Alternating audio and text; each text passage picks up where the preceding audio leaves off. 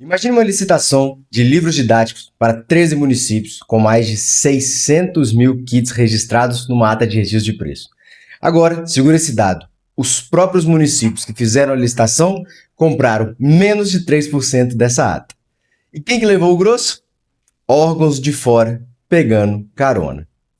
Registro de preço é para isso? O Tribunal de Contas do Estado do Espírito Santo respondeu e multou os responsáveis. No Explicando a Jurisprudência, a gente pega a decisão do tribunal e traduz para o nosso dia a dia da licitação. Eu sou o Lucas Salim, auditor do Tribunal de Contas do Estado do Espírito Santo e agente de contratação. Nesse episódio, você vai entender o que é a famosa barriga de aluguel do sistema de registro de preço e por que o planejamento da demanda é um pressuposto de validade da ata e o que o seu órgão ou o seu consórcio precisa documentar antes de licitar pelo sistema de registro de preço. Vamos agora para os fatos. Um consórcio público intermunicipal aqui do Espírito Santo reúne 13 municípios, faz um pregão eletrônico para registro de preço de kit de livros didáticos. 620 mil, mais ou menos, kits foram estimados na contratação. Só que essa estimativa não vem de um levantamento formal da Secretaria de Educação de cada município. Veio de uma base estatística de um censo de 2022 que reunia uma média genérica de dados. Vamos lá para os slides aqui para a gente trabalhar o tema. A área técnica do tribunal constatou: os municípios não enviaram documentação formal informando previamente quais eram as suas demandas. Tá? A gente olha aqui, E aí vem uma empresa do setor e representa lá no Tribunal de Contas do Estado do Espírito Santo. E na diligência, o que a gente descobre, né? O número que define todo esse caso. Vou trazer aqui para o slide para mostrar.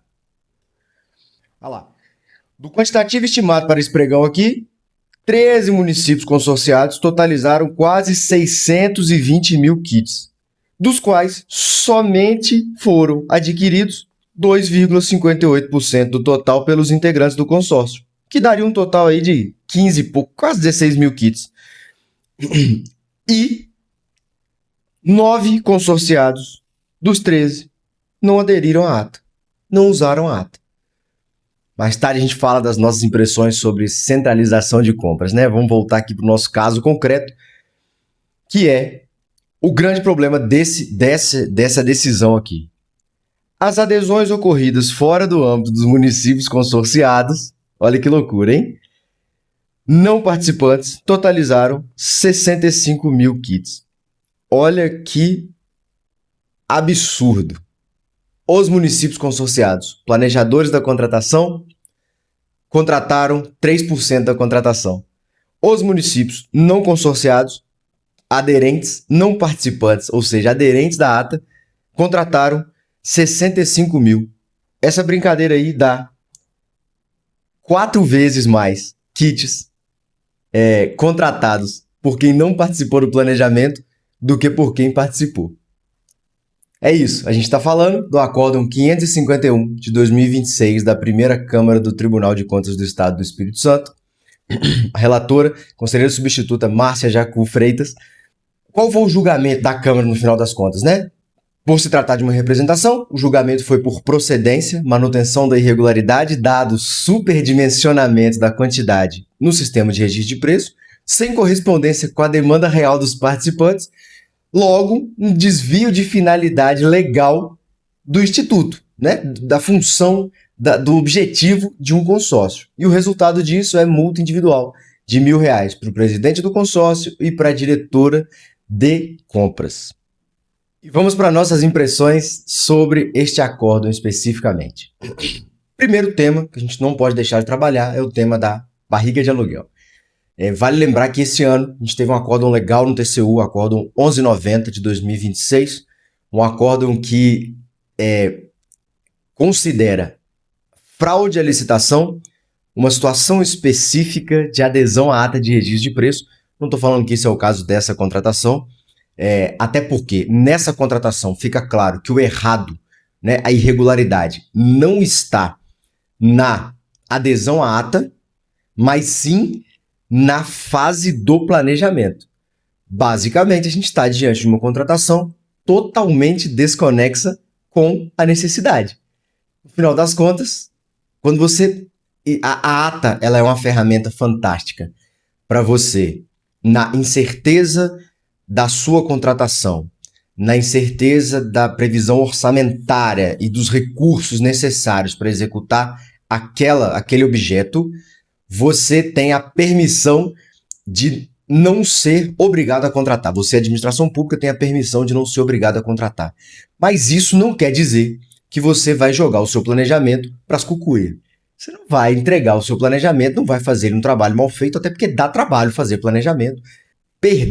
No final das contas, a gente perde muito tempo, muito dinheiro e muita energia produzindo algo que no final nós vamos executar 3% de um total. Muito ruim isso. E para piorar, as adesões de ata executam 4 vezes mais isso. Ou seja, quem não estava no planejamento usou muito mais a ata do que quem estava no planejamento. E vem uma pergunta muito importante. Será que as pessoas que não estavam nesse planejamento, o bem que eles queriam era exatamente aquele mesmo? Né? Aquela decisão importante de aderir. Existe uma coincidência de objetos para que a minha adesão seja tão importante, seja a melhor solução possível no meu planejamento, e aí eu vou aderir a uma ata que nem os municípios consorciados não utilizaram. Não tem como não trazer posicionamentos doutrinários. O professor Joel Menezes de Nebu deixa claro aqui que a vantagem da ata é a não obrigação de contratar, porém não quer dizer que eu posso fazer uma contratação desapegada da realidade, sem planejamento. Esse é um caso perfeito de quando você executa 3% do seu total planejado, no final das contas, o seu custo de transação definitivamente foi muito maior do que o seu custo de execução. A contratação dos livros ficou mais cara a contratação do que os livros. Isso aí é uma análise puríssima de contabilidade de custos, algo que a Tricom e o IRB estão começando a crescer no ambiente dos sistemas de tribunais de contas, justamente para a gente avaliar o desperdício. Né? A decisão nossa aqui, que foi nesse acórdão lá, que é a questão do desvio de finalidade do instituto, do consórcio. E aí a gente entra no pensamento do professor Rony Charles. Centralização de compras, seja via consórcio, seja num órgão centralizador de compras, é uma das coisas mais inteligentes que a gente pode fazer na administração pública, porque você justamente reduz custo de transação, não reduz, mas você dilui custo de transação para várias compras, para várias compras iguais de órgãos diferentes. E aí, você pega toda a vantagem da coisa, toda a eficiência, o racional de fazer uma contratação via sistema de registro de preço, que no final a execução se dá por quem não faz parte do consórcio, por quem não participou da centralização do planejamento, por quem não assumiu aquele custo de realizar o custo transacional de fazer a contratação, e alguém de fora vem e se aproveita de todo o suor gasto pelos meus colegas de licitação, da galera que fica ali fazendo termo de referência, estudo técnico preliminar, pesquisando, correndo atrás, pesquisa de preço, faz o certame. Então nós que estamos na trincheira, a gente faz o serviço todo para quem executar, quem não faz parte do nosso consórcio, quem não participou do nosso planejamento. E aí, né, óbvio, tem-se aí uma disfunção do sistema de registro de preço, que é o custo operacional efetivo. Nesse não é o custo operacional previsível, né, previsto, mas o custo operacional efetivo, quanto eu gastei para contratar algo que eu executei somente 3%, e quem não participou disso, não teve custo com isso, executou 4 vezes mais a minha situação. E aí vem um ponto que não foi trazido no acordo, mas que é muito relevante para nós, que é política pública efetiva. No final das contas, a gente tem alguns acordos no Tribunal de Contas do Estado do Espírito Santo sobre a impossibilidade de utilização do sistema de registro de preço quando o serviço é essencial e permanente. Sejamos honestos, livro escolar, em sua grande maioria, a gente precisa dar o caso concreto para saber se encaixa, em sua grande maioria, é um serviço essencial e permanente.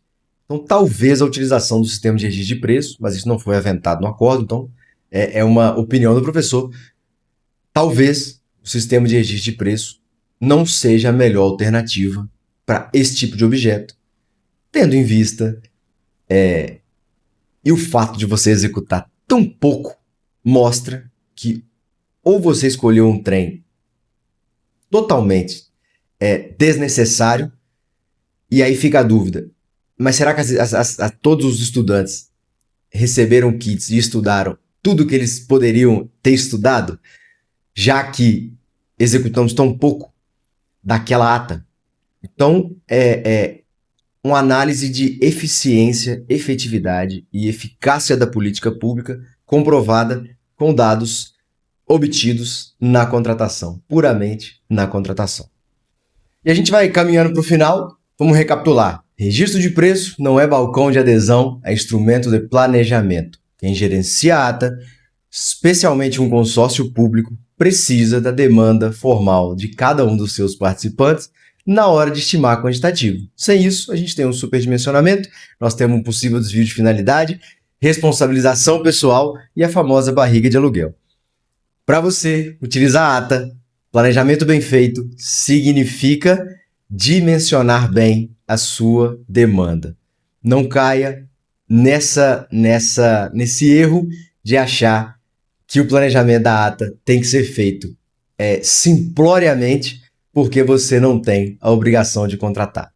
E é isso. Se esse vídeo aqui te ajudou, se você está mais atencioso agora sobre o seu consumo de ata, encaminha isso lá para o pessoal do planejamento, encaminha isso lá para a alta administração do seu órgão e dos consórcios, para que a gente evite contratações assim, sem eficiência, sem eficácia, sem efetividade no gasto público.